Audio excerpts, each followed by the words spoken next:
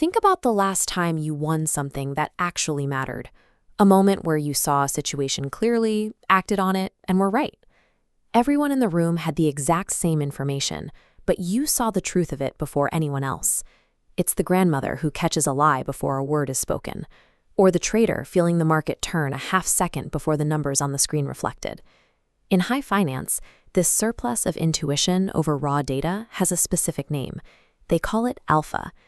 Alpha is unfakeable contact with reality. It comes from a specific, persistent identity, your unique history of paying attention to the world, making mistakes, and correcting them until you can simply read the room. Behavioral economics catalogs how human cognition naturally fails. Daniel Kahneman won a Nobel Prize detailing the ways our brains lose their grip on reality through cognitive biases. But artificial intelligence introduces an entirely different, engineered failure mode. AI outputs are so coherent and plausible that we get comfortable.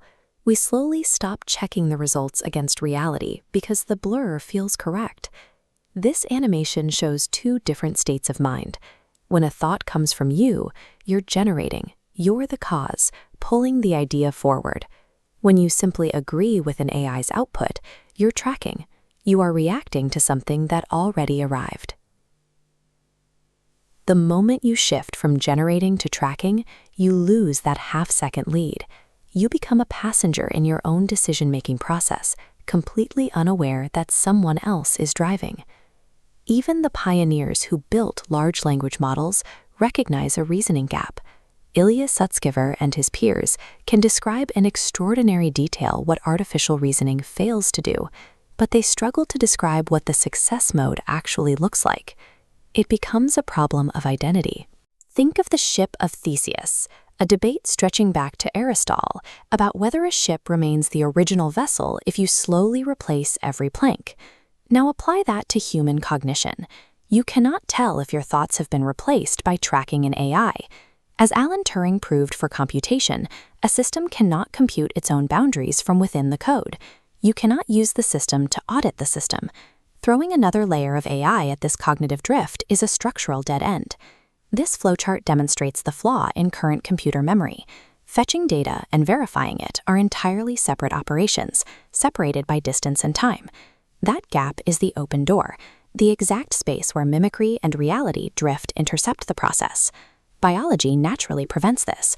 Under Hebbian learning, neurons that fire together wire together. They physically relocate, so recognition and verification happen in a single burst. The engineering solution models this biological reality on silicon. It's called the unity principle. Semantic meaning equals physical position. In this architecture, finding the data is verifying the data. The check is the lookup.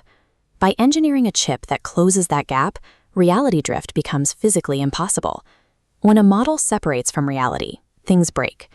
The 2008 financial crisis happened because economic models said housing prices would rise indefinitely. The gap widened quietly, invisibly, until the entire system corrected all at once. That same separation happens intimately when a human mind delegates its agency to a language model.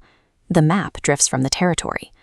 This hardware introduces a new metric to detect that drift, the crossing tax. It's an empirical budget of 0.3 bits per boundary. It measures the rate at which a pattern changes. If each change stays within this budget, the lineage of your decision is unbroken. It's growth. But if a decision exceeds that budget, the hardware registers a discontinuity. The lineage breaks. This provides a hard number from the register values themselves, proving whether a decision followed your established pattern of attention or whether the substrate shifted toward a foreign frequency. Think of the auto insurance industry. They stopped asking drivers to fill out subjective surveys and plugged diagnostic dongles straight into the dashboard to measure what the car actually did. Because AI induces a completely invisible drift, human self-reporting is compromised. We can no longer trust the mere feeling of being in control of our lives or our companies. Philosophers have spent millennia arguing over the boundaries of identity. Engineering bypassed the debate and built a measurement. Tokens are cheap. AI can perfectly mimic output for fractions of a penny. The only valuable advantage left is genuine, unfakeable human contact with reality. And the only way to protect that is with hardware that holds us firmly to the ground.